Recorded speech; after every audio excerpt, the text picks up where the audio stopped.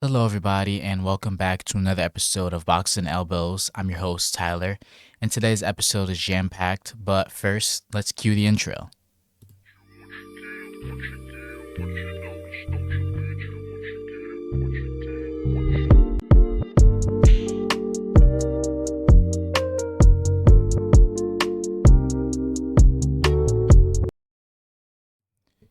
So, today there is a lot to talk about. The WNBA playoffs are starting next month, and the race between like the fourth and eighth seed in the league is like insane. It's like insanely close. So we're gonna talk about that. Hall of Fame happened, so a lot of players and coaches got inducted into the Hall of Fame. So we're gonna talk about that as well, and my reactions. And then yet another Bleacher Report article predicting the awards for next year. So we'll go through that as well if I agree with them or not. I think last time, the last article I kind of agreed with, I think that was players. I don't remember what the list was actually, but I remember agreeing with a lot of them. Was that the 20? I think that was the 2030 top 30 list. I think that was the last Bleacher Report article I reviewed. All the last NBA article was teams and their like ranking every team in the league or something like that. And yeah, and then the NBA schedule came out like maybe a week or two ago, and I didn't get to react to that. And I know at last episode I said it was action packed, and then it ended up being kind of a shorter episode, and there wasn't a lot to talk about. But I promise you, there's a lot to talk about today. And let's get into the Hall of Fame. But before we do that, big congrats to me. Box and Elbows, as you know, is my podcast, and I'm working on creating a website where you guys can view all of my social media and articles and photos and videos and everything related to this podcast, and especially in weekly newsletter. That's going to be amazing. I'm going to be doing that soon as well. And there's a few little things I have to do with that, but yeah, congrats to me for creating my first article or publishing my first article, should I say. I published an article ranking the most underrated WNBA players, and it used some of my data analytics skills and some of my sports analysis skills because, I actually, watch basketball and I actually understand the game of basketball and different players and different teams and schemes and whatnot. And yeah, using a bunch of data, I was able to create a list of underrated WNBA players. And I think the list is awesome. I think my writing is I think my writing can always be better. I mean, to publish this article was a huge first step so that I can know the standard and what to do and what not to do. And I think the article was written pretty well. The stats are all accurate, the data is all accurate. So if you have any issues with that, I mean, you can literally look it up yourself. And I had to do some math for some of the stats as well. So if you don't understand some of the stats or where I got the numbers from that don't show up in Basketball Reference, which is where I got most of my data from, I probably did math. And yeah, it was a fun article to write because it was just doing research was really fun. Obviously, doing the math, it was pretty simple math. It was more like averages and statistics and whatnot. And yeah, it was pretty fun to publish. I think that should be the goal for every article that I publish. Hopefully, I can get an article published every week, but at the bare minimum, I should have an article published every month. And yeah, that's the goal. It should be fun to make articles. It should be fun to do the research. Excuse me. It should be exciting. It should be challenging, of course, too, because some of the stats are not as like simple and and so yeah, it was really fun to write that article. It is up, so if you want to go read the article, uh, Substack, go to Substack and search up Box and Elbows B-Ball Pod, all lowercase, and it should be the only article that's there because that's my first article published. And yeah, once the website is up, then it'll be all like streamlined. Everything you can find in any content, anything that I do will be on my website. But for now, Substack is where the articles are published. And yeah, YouTube. I mean, I already plugged my YouTube. It's Mr. Allen81 on YouTube. All my YouTube videos and all the podcast videos are there as well, and shorts as well. Instagram, Boxes and Elbows. I think it's just Boxes and El. If you just search up Boxes and Elbows on any platform, it might correct some of it to like a longer name or whatever, but yeah, that's pretty much the gist of that. But yeah, big step for me in my sports career, what you want to call it, publishing my first article, and it was really fun. And so who knows, maybe I could get a job, writing articles or editing articles or whatnot. At least doing the research. The research was really fun. Going into basketball reference, going through game logs, going through shooting splits, shot charts. It was a lot. But yeah, articles out there. Go check it out. Now, last week the Hall of Fame had inductees, of course, every year, and the inductees. I'm not gonna list them all out, and I'm not gonna really talk about them all because honestly, I have no knowledge on some of the players that got inducted. But I did want to talk about Candace Parker, Elena Delle Donne, and Amari Stoudemire, and Doc Rivers, and Mike D'Antoni. But first, let's get into Candace. Actually, no, we'll save Candace Parker. Let's go into Elena Delle Donne. So, she was on the Washington Mystics, and she ended her career a little shorter than she wanted to due to injury. I remember when the Liberty went on their first title run in 2023 to the championship and lost to Aces. They went through the Mystics in the first round, like the wild card, whatever you want to call it, for the WNBA. And it was a tough series. And Elena, she was on the older side, but she was still giving the Liberty problems. And if it just sucks that her career ended short because of injuries, because her resumes are ridiculous. So she won a championship in 2019 with the Mystics. Natasha Cloud was on that team, and that was young Cloud. And she was MVP in 2015 and 2019. And I didn't know this stat, but she is the first player in the WNBA to have a 50-40-90 season, which she did in 2019. And the league has been around since like 97, 96. So it's really surprising that it took 24, 25 years for someone to break that record. In the NBA, I think 50-40-90 was broken by like earlier than that, I'm pretty sure. I don't know who broke that record, but someone definitely did. It might have been like Steve Nash or somebody like that. Um, and yeah, she was an All Star for 7 times. She was an All Star 7 times, and she was an All Star in her last year in 2023, like I said, and All WNBA first team 4 times, scoring champ in 2015, Rookie of the Year in 2013. And in 2021, I believe, she was named to the WNBA's list of the top 25 players in the league history. I think that's around the same time that the NBA released their top 75. So she's top 25, which is amazing considering how many players are in the league and how much talent there is in the WNBA. And she did win an Olympic gold medalist in 2016. And yeah, she was just a real efficient scorer.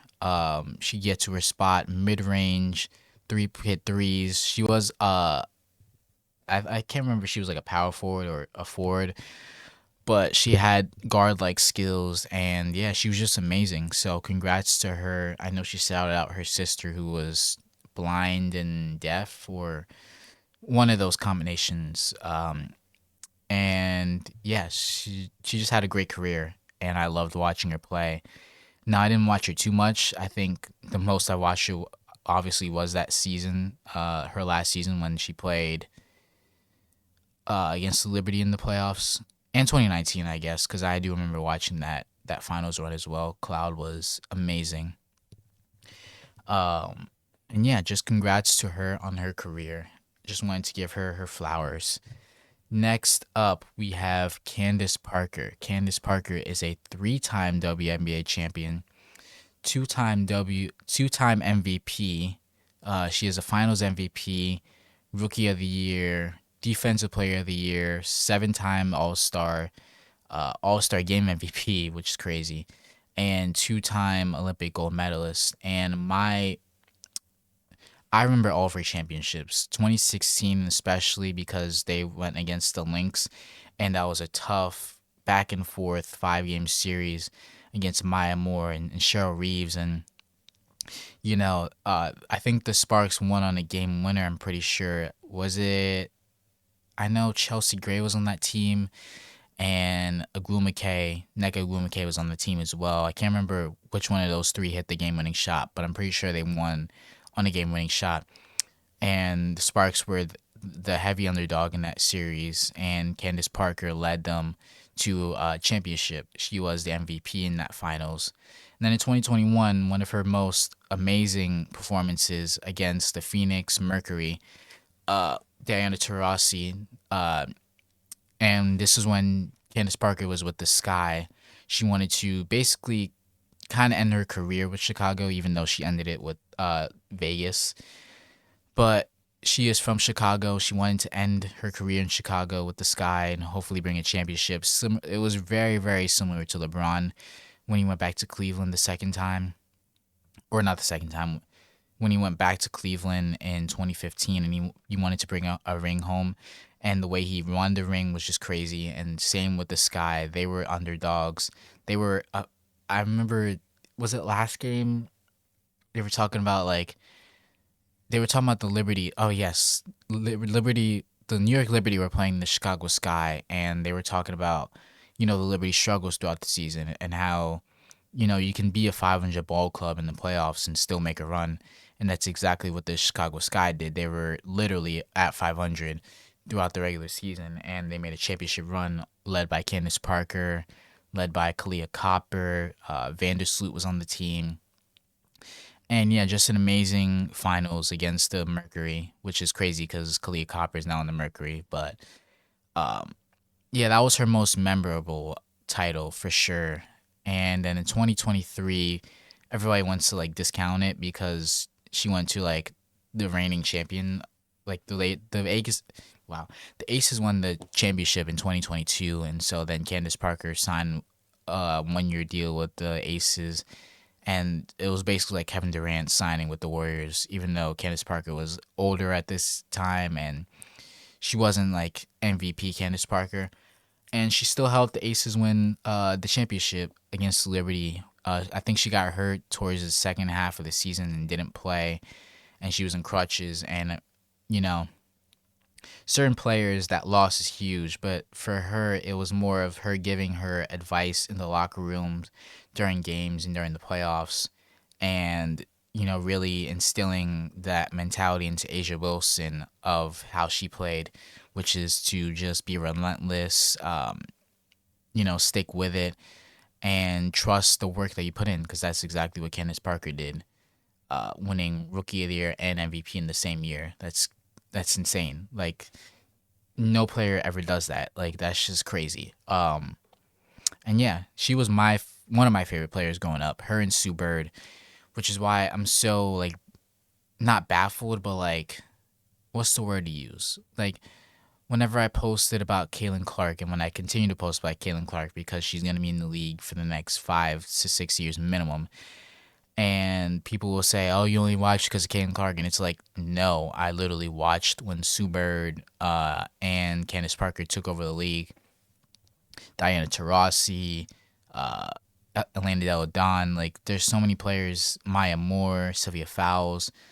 Like, obviously, I didn't watch Sylvia Fowles and maybe a little bit of Maya Moore. I guess in 2016 I did because I just mentioned them in the finals. But yeah, it's like, no, like there's plenty of players that I've watched way before Caitlin Clark was even like probably when she was in like high school, and so I never understood that narrative of like, you know, you only watch because of Caitlin Clark. Like, I'm pretty sure there are a lot of fans in the WNBA who have been watching before Caitlin Clark. Like, for example, and I don't even have to prove that to you because I watched the Liberty in the finals in 2023 against the Aces, and I remember everything that happened in that series, and that was before Caitlin Clark got into the league. So that's literal proof that I watched the WNBA before Caitlin Clark.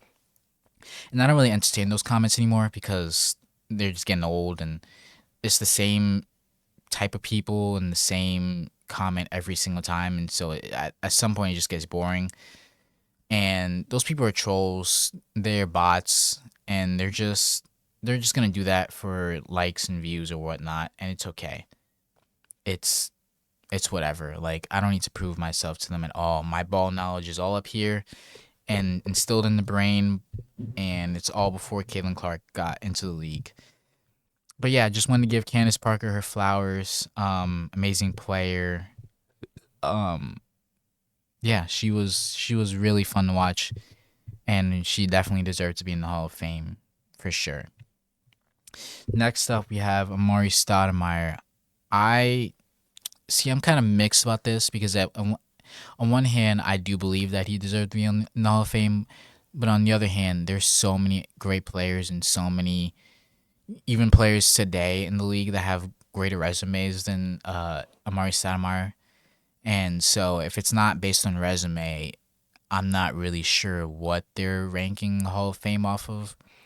Because I can name like 5 players in the league, or even 5 players who retired in the last 5 years, who probably have greater resumes than Amari Stoudemire, who deserve to be in the league. And he's a former Knick, so I'm always going to give him his love, and I'm never going to disrespect Amari Stoudemire. But it was just one of those inductees that I was just confused on. I think every year you have one of those. But I'm just going to read off his resume. He was a Rookie of the Year in 2003. I don't remember. The, he was. I don't remember what team he started out with. I know he was on the Suns. I know he was on the Knicks. I don't remember what teams he was on before that. Maybe those were his only teams. Um, he was first team All NBA in 2007. All NBA second team 4 times, 6-time All Star, and he got a Phoenix Suns Ring of Honor, which he was amazing with the Suns. I think he was like an MVP candidate with the Suns, and then it was like shocking that the Knicks got him, and it was like, oh my god, like the Knicks really got one next to Melo and all that. J.R. Smith, Amon Shumpert. It was like, oh shoot, the Knicks could give the the Miami Heat a run for their money. And it just never panned out with all the injuries and stuff. And yeah, he was a great Knick for sure. And just a relentless rebounder, interior machine. I just wish he would have stayed healthy for longer, but yeah. I mean, he deserves Hall of Fame, obviously. So congrats to him. Doc Rivers got into the Hall of Fame, which it was rumored that he would get into the Hall of Fame like for years now, and it's kind of crazy because the meme from not just him but that entire Celtics team is that they're still holding on to that one championship as if they won like 5, especially Paul Pierce. Paul Pierce holds on to 2008 like he won as many as Kobe, bro. Like you would like every time you see him on a platform talking basketball, talking championship talk and whatnot, and telling players this is what you got to do to win a championship. You would think that Paul Pierce won at least 2 or 3 championships. Bro only won one championship, and yes, he did beat Kobe. So I guess beating Kobe in the finals is like 2 championships, really, because once Kobe gets in the finals, it's like if you beat him, that's like amazing. Because Kobe, when he gets to the finals, he's trying to win. He's trying to beat you down, and so for them to win that finals, definitely a huge feat, especially since was it game 3 or 4? I can't remember which game it was, but they came back down 24, and I watched video of that like maybe like a month ago, but they were talking about it because the Knicks had their 29-point comeback and they were comparing it to all the other comebacks, and I think the Celtics one was the largest one. And I think at the time the Celtics were up 2-1, and so the Lakers were trying to tie the series up 2-2. Going back to Boston, I can't remember the home court like format. Was it 2-3-2 or I don't remember what it was, but yeah, no, that was a huge game. That was a huge. I think was that the finals or year where the Celtics went to 7 games in every series and up into the finals. I'm not sure, but definitely a hard road to that finals. And you can't take a finals away from people. Like if you win a championship, you win a championship. Like Kevin Durant, the 2 finals MVPs and championships, like he still at the end of the day, he still was the NBA champion. Like no matter what you want to say about it, he still came away with the hardware. And yeah, no, Doc Rivers is a great coach. It was just time for the Bucks to move on from him because he was way past his prime years. I think his bet he see the Clippers. some of it was his fault, but a lot of it was just like bad luck and circumstance. And even with the 76ers, that one I could blame on him because they were up 3-2 in that series and got blown out of the water in game 7. So yeah, I'll blame James Harden, I'll blame Doc Rivers. Um there was another 3-1 the bubble. I can't really I blame it on Doc Rivers, but not a lot cuz that's on the players too. Like if you're up 3-1, like at what point is the coach gonna be like, yo, we need to do this? And like no, like the players at the end of the day just have to go out and win that. Okay, you lose game 5. The players have to go out there and say, we're not gonna lose. We're not gonna let's go to game 7 because we all know anything can happen in a game 7. And I don't think Doc Rivers did anything schematically wrong to lose in that series. So, um, yeah, no. So congrats to Doc Rivers for making to Hall of Fame. And like Paul Pierce, he is holding on to that ring for dear life because he has not won. He has not even been to the conference finals since then, right? Am I wrong about that? Oh no, he went to the conference finals with Boston against the Heat that one year. Was that the semis? I can't remember. Um, but yeah, just Doc Rivers, cool. Mike D'Antoni got inducted into Hall of Fame as well. And my only real two memories of D'Antoni are actually three, I guess. One was the 7 seconds or less Phoenix Suns, which he basically says that was one of the greatest offensive schemes in NBA history. And honestly, I don't remember if injuries like lost them that, but they didn't end up winning a championship. So call that what you want. And what was I gonna say? Oh yeah, the second memory of D'Antoni is the Houston Rockets, which basically was the 7 seconds or less, but he brought it to Houston when James Harden, Chris Paul, and them, and they were chucking up all those threes, and it almost worked.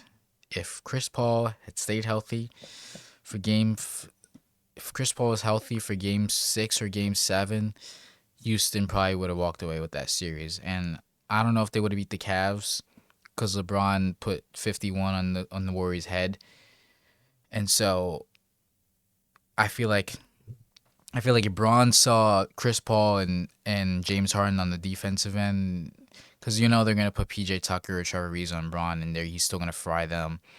But then because the Rockets also like to switch a lot, and so if he saw James Harden on me, that would have been free cheese for sure. Um, Definitely wouldn't have been a sweep by the Rockets. Maybe they win in like 6 games, but you're talking a whole different career trajectory for both Chris Paul and James Harden if they had gotten one, because Trevor Reeves already has had a ring, and PJ Tucker got a ring after that with the Bucks, and Clint Capella just didn't get a ring, but that didn't really matter. Um, and yeah, so that system was cool, and then he tried to do it with no center in the bubble, and that just absolutely did not work against Braun, by the way. Um, and then yeah, my third memory is a faint memory, but he was an assistant coach on the Nets when KD was there. I don't really know what kind of influence he had on that team, to be honest. But he was there, and yeah, great coach. Probably could have gotten another coaching job, but I guess every stop he had, especially after being an assistant on the Nets, I think that was just it for him. So Hall of Fame he goes.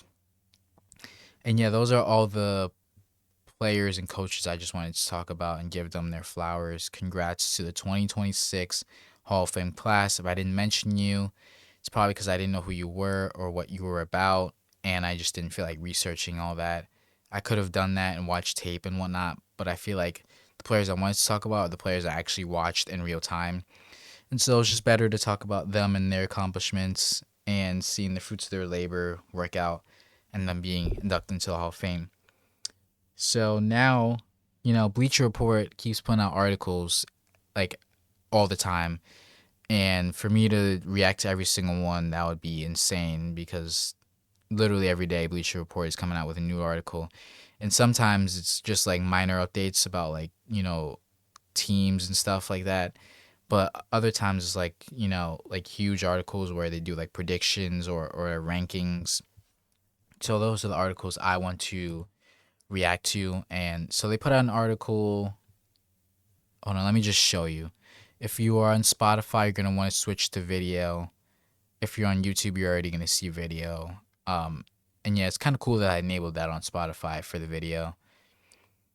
It also means that I have to record the episode a little bit before I want to publish it because the video takes a while to process on Spotify. So if I upload it now and then, or if I record, then upload as soon as I finish recording, then it should be good to go by the time I schedule it for when the post should be done and up. But yeah, enough yapping. Let me get to the main screen. I don't know why my video's not here. Hold on. If you're on video, I apologize for this. My webcam was not on here for some reason.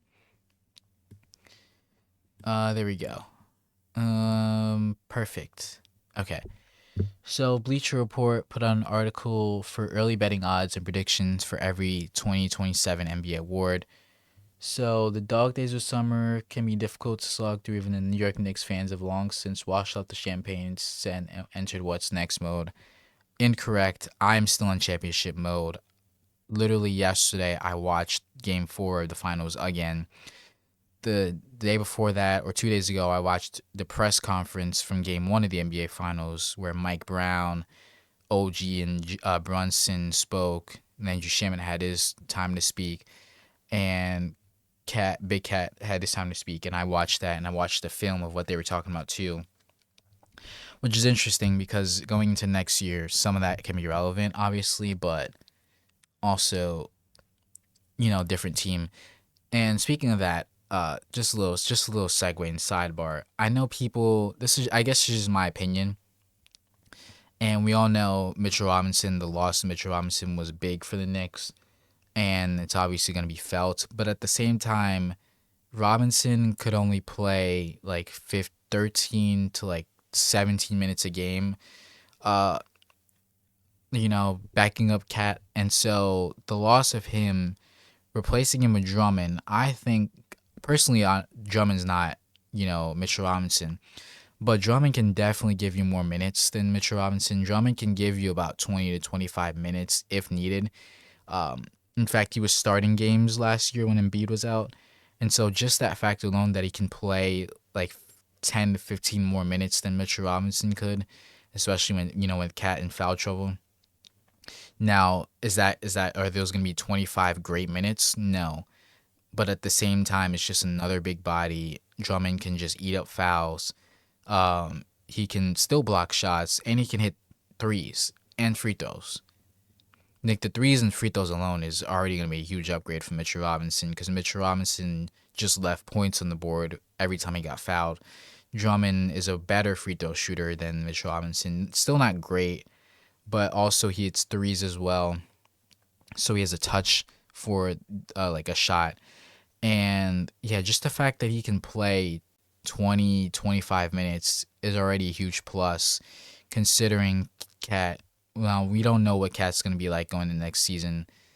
Is he going to foul less? I mean, that's just probably who he is at this point. But in a playoff series, when, the Knicks offense is, pretty much unleashed, the league knows about it, and I still think there's ways to unlock it even more. I saw a post saying that how Bridges, had a slump to start the season, and I commented on a post, and I was like, in order for the Knicks to go back to back, 11 points is cute, 15, 13, 14 points is cute from Bridges, but we're gonna need like the 17, points per game from Mikhail. We're gonna need closer to 18, 19 from OG. If he can break 20, that's great. That's awesome. But we're just going to need those guys to improve offensively. Not even just improve, but just, be more assertive and aggressive and score more because we all know Brunson is going to see every single like coverage thrown at him this year. and he still might average 25. You can book that. Cat might average 20 this year. But in order to compete against a team like the 76ers or, Pacers coming back, uh, the Knicks, they're just going to need more from Mikal and OG offensively. And yeah, that's all I have to say about that. Continuing on with this. So yeah, rookie of the year, they have Cam Boozer at number one. Very interesting. They don't have Darren Peterson or AJ DeBonson number one. And I agree with this because I think that Cam, like I said so many times, I think that Cam Boozer is the most polished NBA player from this draft. I think he's gonna fit right in seamlessly, especially with the Grizzlies and their front court with Edie and him and Jeremy Grant. And he's gonna be absolutely just. He's gonna be like a veteran out there. Like he's gonna look like he's played in the league for at least like 4 or 5 years.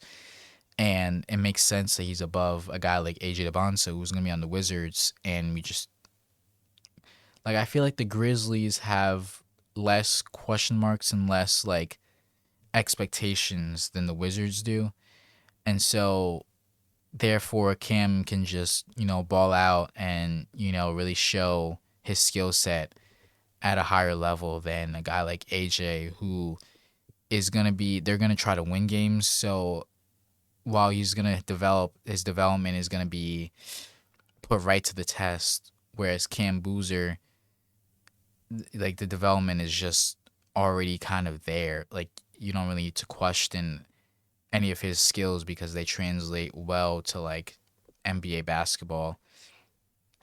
Caleb Wilson is ahead of them too, and I find that interesting. I think this is probably because the Bulls and the Grizzlies are gonna be worse than the Jazz and the and the Wizards. And for AJ to probably jump up to number one, it's gonna be like the Wizards are like a top 6, 7 seed, and it's gonna be because AJ's averaging like 18 to 20 points per game. That would probably give him Rookie of the Year. But if Cam's averaging like 15 points, 10 rebounds, 4 or 5 assists, and the Grizzlies are right around like the play-in or under the play-in, it's no doubt he's gonna get Rookie of the Year, favorite.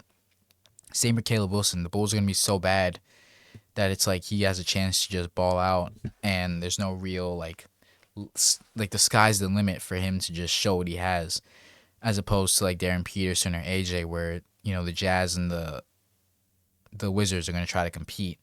So I think that's their thinking. That's their rationale, probably. Darius Acuff is number 5. I think there could be players above Darius Acuff. I think Michael Brown Jr. could be up there as well with the Brooklyn Nets. Same situation as like the Grizzlies. But yeah, not mad at it. Braden Burries. Yeah, the Bucks are gonna be bad too. So another situation of where he can just ball out. Clutch Player of the Year, Jalen Brunson, as he should. Last year was Shai Gilgeous-Alexander, which rightfully so. Shai had so many clutch moments throughout the year, but I think they missed out because they had Jalen Brunson not even like top 5 in Clutch Player of the Year. I'm pretty sure, or either he wasn't top 5, he wasn't like top 3. When in reality, Jalen Brunson is the clutchest player in the league. I wouldn't say it's not close, but at the same time, it's like the gap between him and Shai and Ant is like tremendous, especially since this guy did it in the finals over and over again. Shai was clutch in the finals in 2025 as well, especially in Game 4 against the Pacers when the Thunder's backs were against the wall and they were down in the fourth quarter, and they somehow, managed to squeak out that game and eventually go up 3-2 in that series, and that was because Shai hit big shots down the stretch of that game. But Jalen Brunson, every game he had clutch moments. Game 1 he had clutch moments. Game 2 he had the clutch steal, clutch free throws. He won on his like own 8-0 run at the end of Game 2. Same thing with Game 1 when he hit that shot over Devin Vassell. Game 3, even the clutch moments, even though they didn't win, he still bought them. He made it close. Game 4, we all obviously know the clutch 3 over Wemby. And then Game 5, he had, the clutchest performance probably in NBA history with 45 in a closeout game. And yeah, every playoff sees clutch as well. So there's no doubt in your mind that Jalen Brunson in a close playoff game can just will his team to a win by himself or just making other plays and, doing other stuff. But yeah, um, definitely a correct list. Luka and Jokic had the same odds.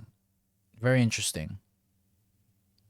I think the Nuggets are going to be in a lot of clutch games this year because they're not going to be as dominant in the regular season. Especially because we don't know what the roster is going to look like because Peyton Watson's still not signed. Are they going to keep Christian Brown or try to trade him, even though that contract is really just a bad contract? So the top three being the top three makes sense. Ant and Shea have the same odds as well. Dark horse candidate Dame. Dame time. Forgot about Dame time. The Blazers are going to be in a lot of clutch games too because their roster is a little funky with all those guards and like little to no wings. So definitely gonna be an interesting season for them. Final prediction: Anthony Edwards. They're putting Anthony Edwards number one, even though they had Jalen Brunson number one. But they think that Anthony Edwards is gonna be a clutch player of the year. Very interesting actually because now that they have Lamelo, he's kind of like he can hit clutch shots for sure. We know that, and it's just interesting to see that Anthony Edwards is going to win it when Jalen Brunson is on, at least on these teams. Like Jokic is, like Jokic and Murray could like go band for band for clutch shots. Luka and Austin Reeves could go band for clutch shots. Shea is probably by himself unless it's like J Dub, I guess.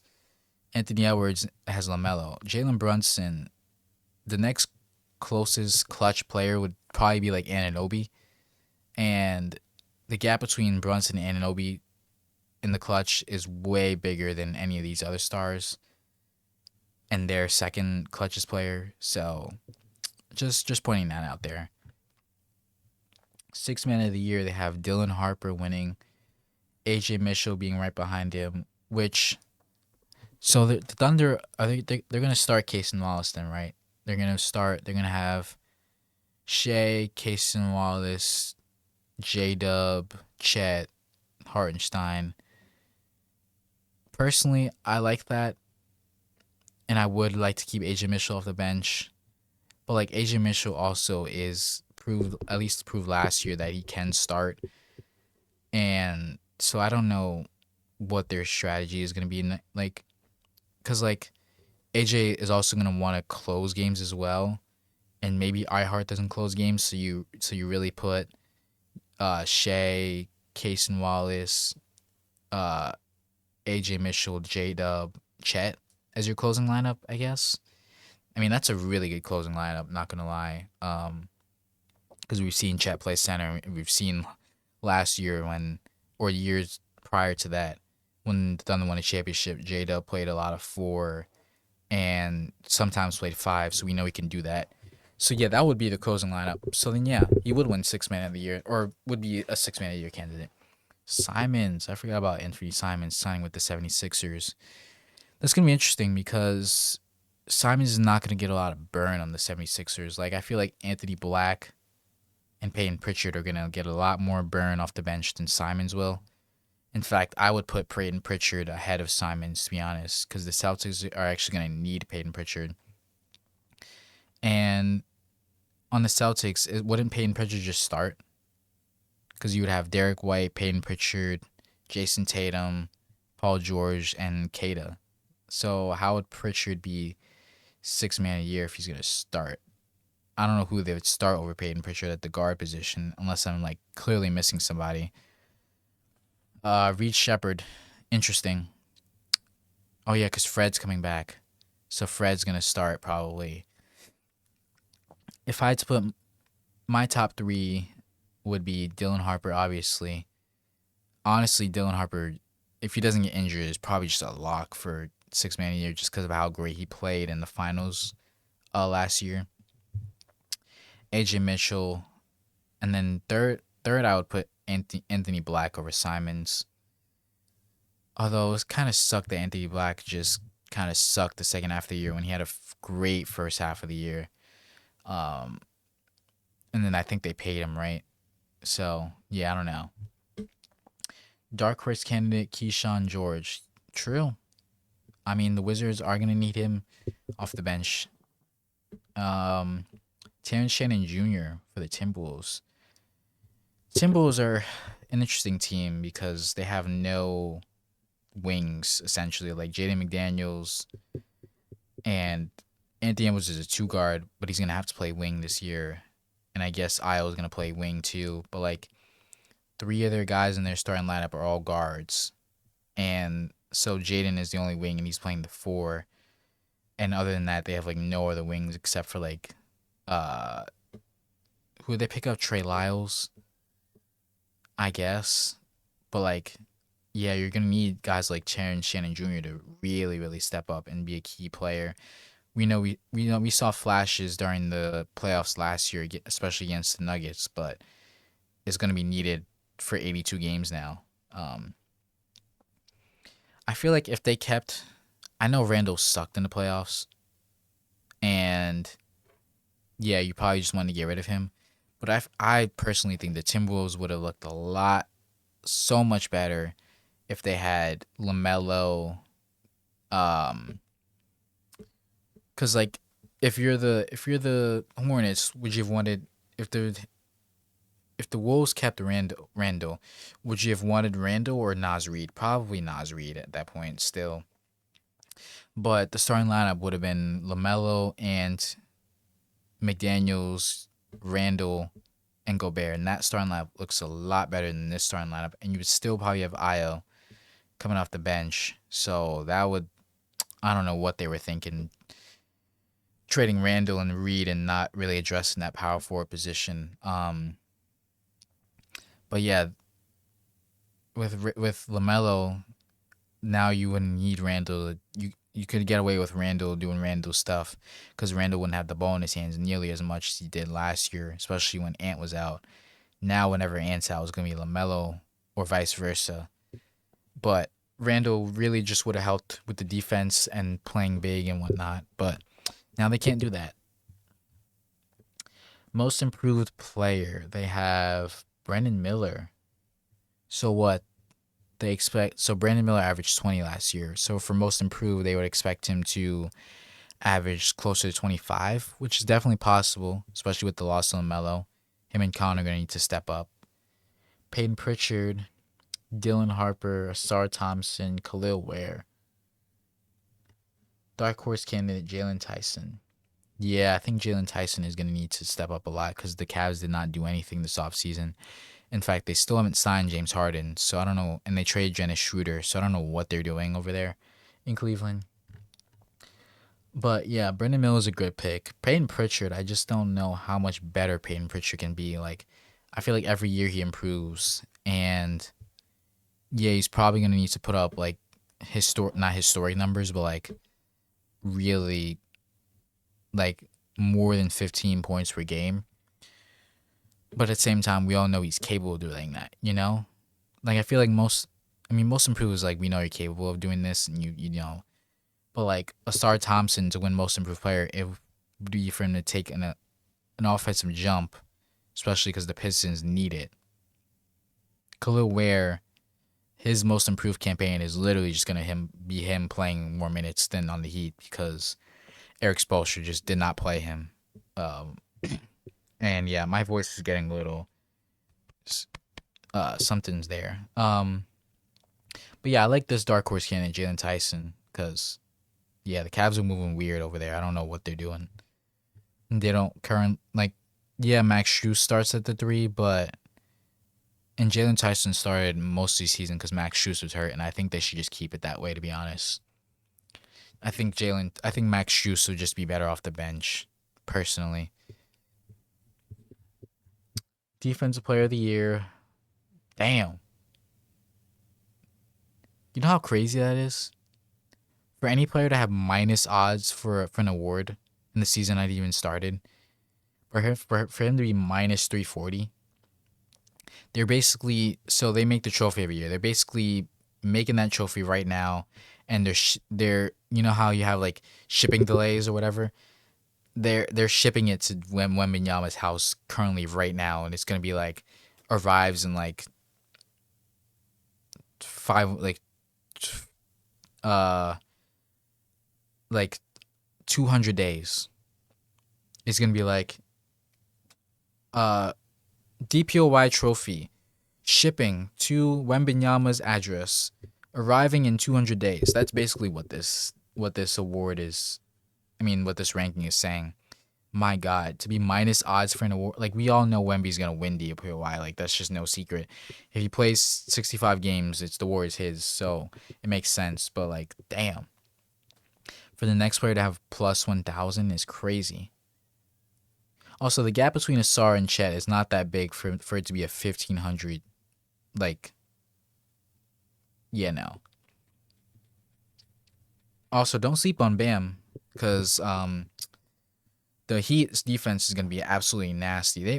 The Heat might actually have like a top 3 defense in the league. Top the top defense in the league would probably still be like top 2 would probably still be like OKC and San Antonio, and then right at 3 would be the Heat because they have Davion Mitchell, who's a great on-ball, off-ball defender for a guard, and his size too. He's just so stocky and strong.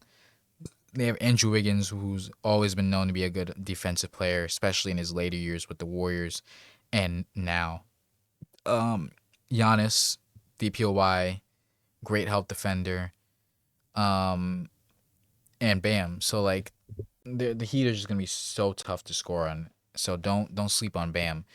Donovan Clingan's interesting because the Blazers are gonna need his defense for sure. Because my God, they have so many guards who cannot.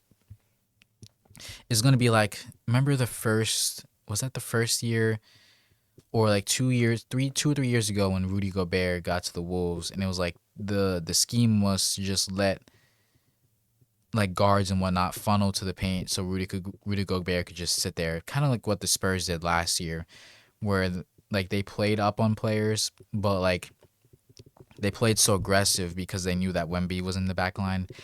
That's how the Blazers are gonna be. Like the guards aren't gonna be aggressive because we know they're not good defenders. But from the standpoint, it's like their goal is to basically, it's okay that Dame gets blown by. It's okay that Ja gets blown by because we have Klingon in the back end, and Klingon's going to have like 5 blocks a game. That's the only way that works, essentially. So, yeah, that's pretty much it for that. But, yeah, Wemby to be minus odds is crazy. Oh, my God. I thought I saw minus. Oh, my God. I thought I saw minus odds for him to win MVP. That would have been insane too. Has there ever been a player for minus odds MVP? Like I feel like the only player who could be close to that would be like LeBron when he was on the Heat, or like Jokic, like 3 or 4 years ago. Who else would be minus odds? Yeah,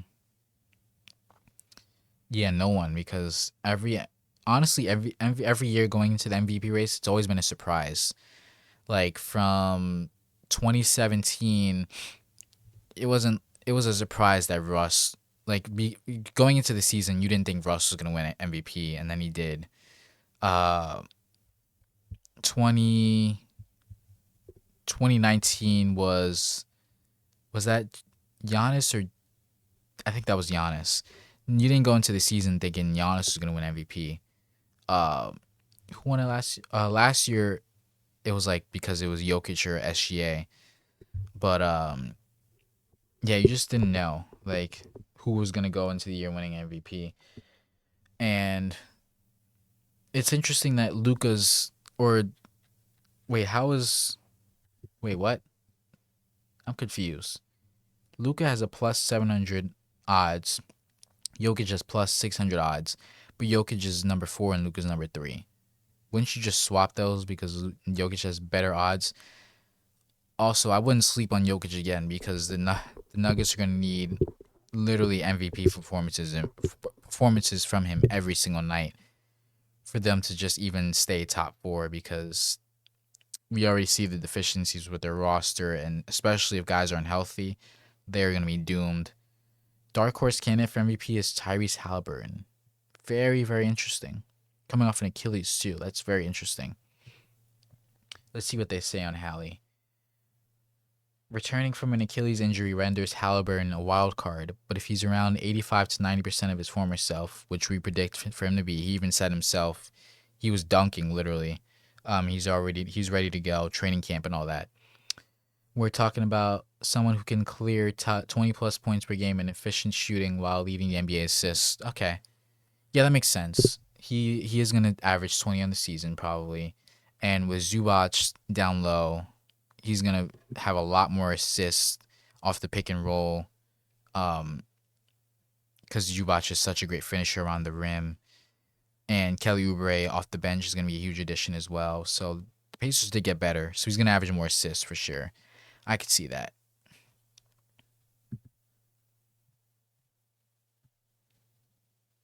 See, an MVP though is like, in my mind, you have to play great on both ends of the floor, unless you're a guy like Jokic and like offensively it's so great that like it nullifies whatever you give up on the defensive end. And so Jokic in those years, that's why he won MVP. But last year was just so glaringly obvious that he was bad defensively, and the team couldn't make up for it. Uh, and so that's why they got bounced. But like if you think about a guy like Shea, great on both ends. Or on the other side, similarly Jokic, when Harden won his MVP, it was like he was so great offensively that, yeah, we knew James Harden was a liability on defense, but the dude was averaging 36 points per game. Like, what more could you want from him? Um, and so, yeah. Oh, yeah, that's it. Those are all the awards. MVP, I agree with. Wemby's going to be the favorite. I think Shea should be right on his bumper, though, for sure. And don't sleep on Luka because he has an actual center now. And hopefully he's gonna be healthy for the whole season. Giannis makes sense. Surprised they don't have Tatum, because Tatum's gonna have to backpack on the Celtics as well. That might be a miss from them not having Tatum on there. Uh, yeah, minus odds for DPOY is just absolutely insane. Um, but yeah, I agree with all of these awards. The one I'm most interested to see would be the most improved player, because that one could be a very interesting race for sure, especially given the candidates they have, and rookie of the year as well, because they have Cam at number one, which I totally support, by the way. Um, Now let's transition to the WNBA, because as I mentioned earlier in the show, the playoff race. Actually, let me look at it right now. So the difference between number 2 and number 8 is only 6 games. And difference between number 4 and number 7 is 2.5 games. So the standings are really tight. And the two teams that jump out to me are the Valkyries and the Mystics. And the Wings, I guess, too, because. But they also just lost AZ Fudd for the season due to knee surgery, which kind of sucks. Also, congrats to Neko Gumike, who I mentioned earlier in the show, for retiring after this season. She gave 15 good NBA years, WNBA champion. She was awesome on the Sparks, and it's fitting that her last season is with the Sparks as well. Yeah, so congrats to her. But yeah, the Valkyries, man, they just keep on winning. Like, they've won 6 in a row. They're 8-2 in their last 10. It's interesting because a lot of teams have the talent, but the Valkyries not only just have the talent, but they also play by committee as well. And in my article where I ranked the most underrated players, obviously the cover was Gabby Williams, because she's the most like underrated player in the league in my opinion. Not the most, but like one of the most. And I could have mentioned her in the article, but she was a good thumbnail for that, because people who actually ball would actually know what I'm talking about. And I put her teammate under Veronica Burton, um, who was putting up, in the article I said she's putting up Chelsea Gray like numbers with like almost 20 games out of 35, where she has 10 plus points and 5 plus assists, which is like a Chelsea Gray stat. Pretty much, you should just name it the Chelsea Gray stat at this point. Um, And yeah, they're getting contributions from all over the place. But the stat that stuck out to me personally, the stat that stuck out to me personally for the Valkyries is their defense. Like their defense is insane. Like they swarm, they switch, they they can play they can play zone, they can play man to man. Like Natalie Nakase obviously should win Coach of the Year. No disrespect to Cheryl Reeves, but like the Valkyries are an expansion team and they're second in the W and they're probably gonna finish second in the W, um, which is insane. And they're gonna have home court in the playoffs. And so the Lynx are second in defense. They give up around I just round up to 84 points per game. Guess what the Valkyries give up? And they're first in the WNBA. They give up 77 points per game. 7 points different than the second defensive team in the league. Like that's just absolutely insane. Um, and they have a +7 differential, and their offense is really bad though. Like they're like they're like bottom 5 in the league in offense, but it's okay, because if they're getting stops, that always leads to good opportunities on the offensive end. And like I said, they get it done by committee, so you're not really relying on, you know, Gabby Williams to really, you know, keep you alive offensively. Like they still have other offensive weapons on their team. And yeah, for their defense though, Gabby Williams definitely deserves to be DPOY. She is an amazing defender and she's just leading the best defensive team in the league by far. And yeah, they can. Veronica Burton should get most improved, although I think she might have gotten that award already. I'm not sure. Natalie Nakase should get Coach of the Year, and Gabby Williams should get DPOI. And it's interesting because Nakase was an assistant to Becky Hammon, so it's kind of like, you know how Pop built that tree from the Spurs, where it's like now every single coach is from the Pop tree. We're gonna see that in like 3 to 4 years, where every coach is gonna be from the Becky Hammon tree or the Cheryl Reeves tree, one of those two. And proof of this is yesterday when the Liberty played the Sky and Tyler Marsh. I didn't like he looked familiar, but then I finally put two and two together that he came from the Becky Hammon tree as well. So you're gonna see a lot more coaches, head coaches in the league, uh, get jobs just because they were an assistant to Becky Hammon, who has 3 championships now and looking for a fourth. And she was a great player. And yeah, so that stuck out to me. Oh my god, that stuck out to me as well. Another team that stuck out to me was the Mystics. I did not think they were going to be as good as they were, and shocker, shocker, another player on their team is on my list on the article that I wrote for underrated players, Shakira Austin. She is just an amazing, consistent player. She's averaging 16 on the season, 9.5 rebounds, and she has like 15 games with like 15 points and 10 rebounds. And in the month of August alone, when these, like I said, these games are so close and the standings are so close, the Mystics are literally half a game out, a game and a half. The Mystics are 2.5 games out from having home court, and they're seventh right now. And so in this month of August, when they're actually trying to win games and be competitive and try to get up to, that fourth seed, Shakira Austin has taken her game to another level. She's averaging 22, 10, and she also is shooting 36% from the arc. So she's also getting it done from, stretching the floor. And yeah, Sonia Citron is leading the way as well. Iria Finn. Who else? They just picked up Laney Hamilton, which is a huge pickup for them. Absolutely huge. And so yeah, they're a team to watch as well. They're also bottom 5 in the league in offense, but they also get it done on defense. They are actually like around third or fourth in the league in defense, and they do have a minus differential, but that's okay because they're 6 games above 500. They're right on Liberty's ass for in standings wise, so they're chilling. And I think it's safe to say that the top 8 teams are probably going to be the top 8 teams. It's just a matter of what order, because the Dallas Wings are eighth, but the difference between them and the next team who's out of the playoffs, Portland Fire, is like 4.5 games, which is actually pretty close.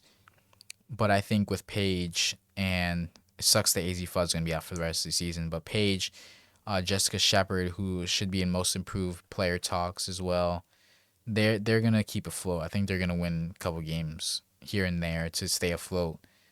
Um, but don't count out the Fire though, 100% though. But yeah, those two teams stuck out to be in the playoff race. Now the Liberty needs to get their act together, because obviously we know the talent that they have in their roster, and they're trying to go for it and win a title.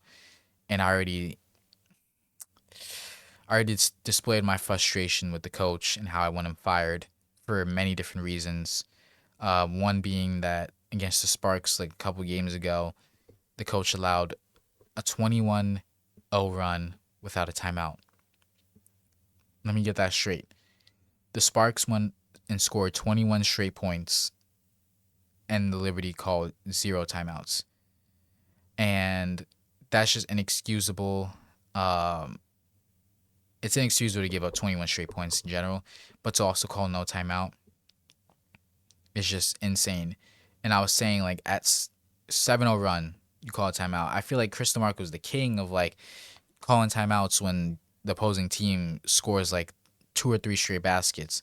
So it was just weird for him to not call a timeout when the Sparks literally scored, like, 8 times down the floor, and a 28-point lead got erased to, like, 4 within, like, a 5-minute stretch in the fourth quarter. And it really, really gave, like, Cleveland Cavaliers versus Knicks game 1 of the conference finals. We all know how that happened. Jalen Brunson walked them down, and, you know, story of that game. But yeah, I have frustrations with the team, their lack of effort. For lack of better words, their effort is just horrible on the season, especially the start games, the start quarters. It's just been bad. They cannot put together a consistent 40-minute stretch of for a game. Like, they'll win games, and it's because they win that fourth quarter, or in one quarter they just run away with the game. But for them to be consistent throughout every single quarter of every game, it's been a struggle for them. And I just don't know how that translates to playoff basketball, when you're gonna need to literally just stay consistent and stick with it, even if you're down. You can't rely on just having one quarter pushes in playoff games, especially when series are 3 games, 5 games, and you only get to 7 games to the finals. So margin for error until you get to the finals is very, very thin. And so the Liberty are walking a tightrope right now. The Fever, with Caitlin Clark and Kelsey Mitchell leading the charge, are also doing really well. They're third in the WNBA, right ahead of the Aces. And like I said, every loss or every win from these teams can mess around with the standings. Because, like, the Fever were, like, 6, like, maybe, like, 3 or 4 days ago. And now they're third. And that's because the Aces lost 2 in a row. And the Fever have won 5. And their offense is historic. I think, they had, like, 9 straight games where they scored 100-plus points. And between Kelsey Mitchell, Caitlin Clark, Aaliyah Boston, Sophie Cunningham. I feel like I'm missing somebody else. But yeah, just those 4 players alone, their offense is going to be one to be reckoned with, especially in the playoffs. And they do like to get in transition. So while Kelsey Mitchell is great in the half court, and so is Caitlin Clark, and I guess Aaliyah Boston thrives in the half court as well, especially on post ups. So actually, I take that back. I was gonna say that they might not fare well with half court being the offense run primarily in the playoffs, but I think in the playoffs they're gonna have to run through Aaliyah Boston way more than they did in the regular season. That's for sure. Especially for them to make a finals push or whatever, and them going against like Collier and Howard with the Lynx, Asia with the Aces, Angel Reese. which injuries might not be a factor, to be honest. Bro, I was saying how bad offensive she is, and then so the Fever played the Dream like 2 or 3 days ago. My dad was watching. I didn't watch the whole game. I just knew it was gonna be a close game anyway. And so it came down to the last last plays of the game. I was watching with my dad on the TV. Aaliyah Boston misses a fadeaway like banker hook shot, whatever, which is just a tough shot from her. And I actually liked the shot because you know she kind of went quick and gave them an opportunity for a rebound, but just didn't make it. And so the Dream called a timeout, and so I'm like, okay, they're probably gonna go to Alicia Gray, and you don't even think to go to Angel Reese at all. Don't even like even if Angel Reese gets a rebound, she should just kick it back out because we know she's not gonna make any putback or anything like that. And so that's a little foreshadowing because actually I was super frustrated that Ryan Howard had the ball in her hands the entire like 8 second, like they had like 9 seconds to work with. Ryan Howard had the ball in her hands for like 7 or 8 of those seconds, and I was like, Alicia Gray's on the court. She is way more equipped to take the last shot. Ryan Howard, I just know she was just gonna take a contested three, holding the ball for so long just to take a contested three, and I was like, the Dream are probably gonna win in overtime because I know this game is gonna go overtime. So Howard pulls up for the three, air balls. It goes into Angel Reese's hands. My dad turns to me in this moment. He's like, "Yeah, I don't know about that." I kid you not. Angel Reese gets the rebound. It's like a scuffle for that rebound. So like Angel Reese has a clear out, wide open layup, and she smokes it. Wide open, not contested. Not nobody got their hand up because everybody was just scrambling for the ball. Angel Reese had a wide open putback layup off the glass. It was like one of those layup lines layups, and she missed. And my dad goes, and we go to each other and like, yeah, Angel Reese is just terrible. Like, and she's not defensively. Angel Reese gets steals, she gets blocks. She's great defensively, no questions about her defense. Offensively, her jump shot looks funky. She cannot make a layup around the rim, which as a big, that's like really concerning. And I just don't understand the hype around her. Like, her game is just her offensive bag, and her offensive game is terrible, terrible to watch, terrible on court. Like I don't. She's like, to me personally, she's like a poor man's version of Satu Sabali. Like Sabli's offensive game sometimes is just really really rough to watch. But at the end of the day, we saw her last year with the Mercury. She led them to the finals, and she can give you 20 on any given night. And while it may look ugly, at least the stats say otherwise. But like, and Sabali's game is a little more fluid than Angel Reese. But like another play, it was a breakout layup, and it was like a TikTok or something. And the caption up top was like Angel Reese fast break dunk, and I was intrigued because I was like, ain't no way Angel Reese actually dunked the ball, and I got fooled because it was a breakaway layup, and Angel Reese just straight up missed it. Like she didn't even like it didn't even hit the rim. She like went off the glass, but it went on the other side of the glass. It was like a really bad miss, and I'm just like, I know the Dream want to go all in and try to win and capitalize on this window and trading for Angel Reese and whatnot, but my God, is she bad, bro? Offensively, and they're still getting it done because they still have the talent of Ryan Howard, and Alicia Gray. But like, Jesus Christ, Angel Reese is a tough watch, and I just don't know how that's gonna fare in the playoffs. To be honest, it's literally gonna be the first time we see Angel Reese in the playoffs because she wasn't in the playoffs with the Sky. But I just don't know. I don't know how that's gonna fare. Just not sure. But yeah, I don't really want to talk about the Lynx that much because we already know how great they are. We know how great Olivia Miles is. Collier came back, and they just keep on winning. And yeah, they're gonna have probably home court throughout the entire playoffs. So they're gonna be great. I don't really need to talk about them that much. But yeah, the NBA schedule came out like 2 weeks ago, and actually, I should probably look at it again because I kind of forgot what the schedule for Christmas was. I know, but I just wanted to share what games I'm looking forward to. Um, Hold on, NBA. Okay, opening night. Oh yeah, I do remember this now. The Celtics and the Pistons play on opening night. And I was just confused because I know the Celtics usually always play on opening night, whether it's against the Knicks or a team like the 76ers or whatnot. But against the Pistons, that's very interesting. And the Pistons don't even have Jalen Duren still on their roster yet. But that's just an interesting matchup. I don't know what like every team there's like a matchup you can look at and say like, yeah, there's something there. With the Pistons and the Celtics, it's like there's nothing there. Like, is it gonna be Cade? I mean, I guess Cade versus Tatum, but they're two different positions.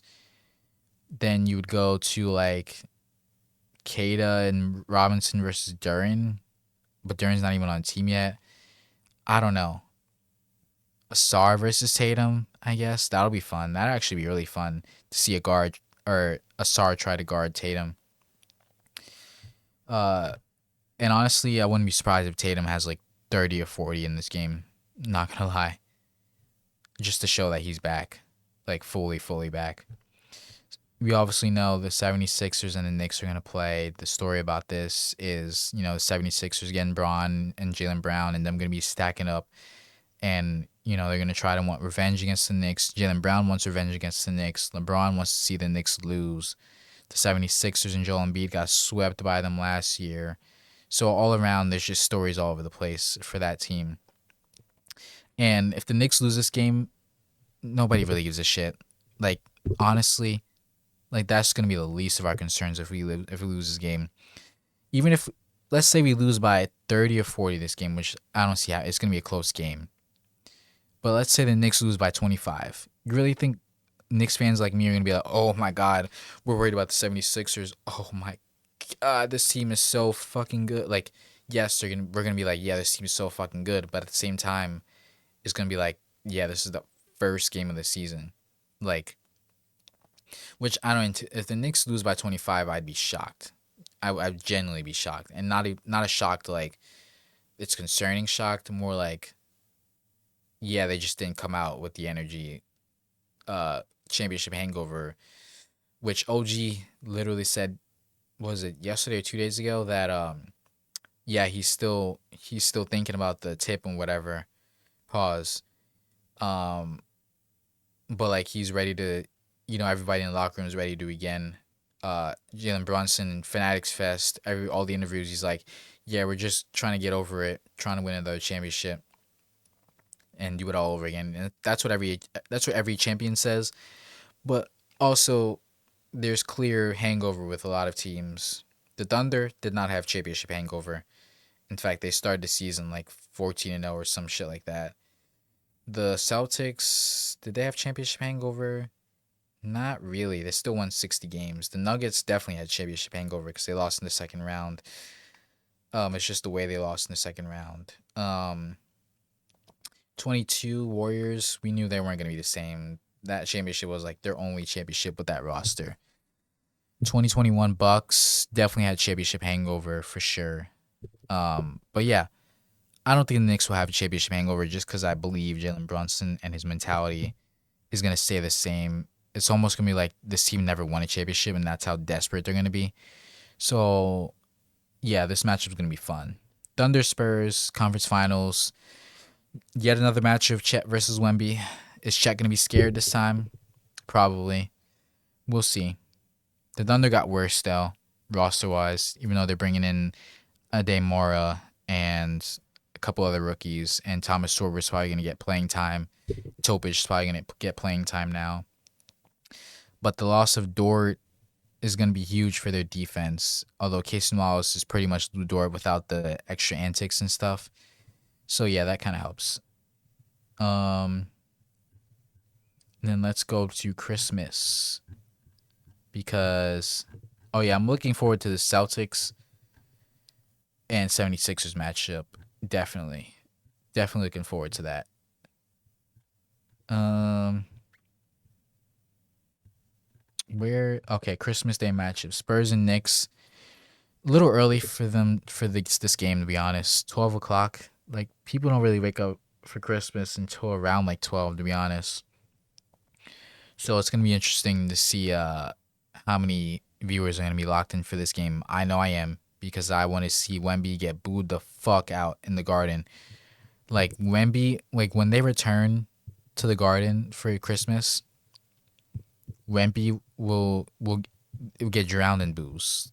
Like especially for what he tried to do in the finals, it was just crazy. The Heat and the Celtics is interesting. I would have loved to see the 76ers play the Celtics on Christmas.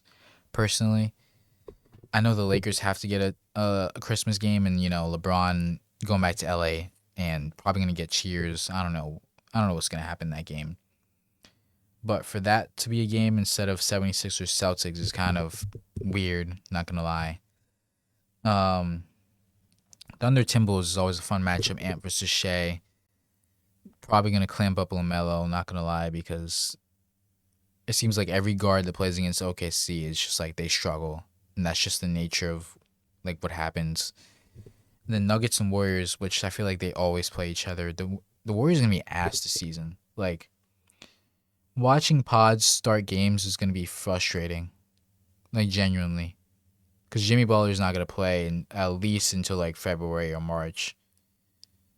Um, and pods is gonna start anyway. But I'd really much rather see D'Anthony Melton start the two than pods, because pods frustrates me as a person and as a player, especially with his Valkyries antics last year. Oh my god, it was so fucking annoying. He would literally act like he was on the damn Valkyries, and it's like, bro, you averaged like 7 points per game last year. I'm pretty sure half of Golden State probably doesn't even know who you are. Like, chill the fuck out. And so, yeah, the Nuggets. I feel like with Jokic, are always gonna get a Christmas game now, and the Warriors with Steph are always gonna get a Christmas game. I feel like Nuggets Timberwolves would have been a better Christmas game than Nuggets Warriors, in my personal opinion, because there's a little rivalry already there. Um, but yeah, these are all cool games. There's a lot more matchups to look forward to, but I'm kind of done with this episode. I'm a little tired. Um, and I just ate before this, but now I'm like in nap mode, so probably gonna take a nap after this. But yeah, I'm excited to for you guys to read my article. That's exciting. Like I said, go check out it. Boxes and Elbows B-Ball Pod, or if you just search up Boxes and Elbows and some sort of basketball version of that, it'll be black and orange if you see it, and it'll be the only article there. Go check it out. And yeah, I'm just gonna end the episode here. It was great talking WNBA hoops because the playoffs are gonna start very, very soon, and actually the World Cup starts in like a week or two or something like that. So that'll be fun to cover as well. Um, and yeah, I will see you guys in the next episode. Some projects coming soon, website coming soon, Brooklyn Nets content coming soon when the season starts. But exciting things happening in the future and excited to share with you guys. Peace out.